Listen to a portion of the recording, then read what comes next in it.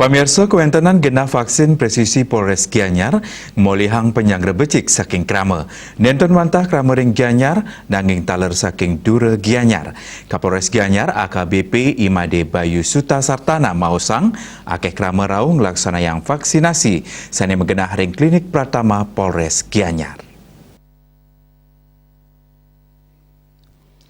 AKBP Bayu Suta mepengabdi pemargin puniki kelaksanayang oleh Polres Gianyar, Presida Dahat Mabuat Majang Krama, pamekas krama sanejenak ring Kabupaten Gianyar. Keabdian krama mangdesta tetegep ngelaksanayang protokol kesehatan, ring sajeroning mepari krama serahinan ipun.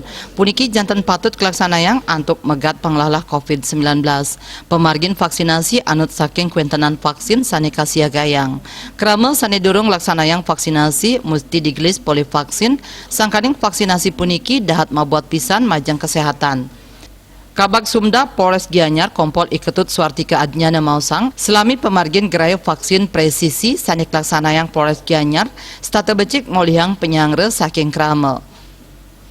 Kahanan puniki pina kecihna sokongan Polri pamekas Polres Gianyar majang pemerintah sajeroning nincapang program vaksinasi antuk ngemanggihin kekebalan kelompok utawi herd immunity.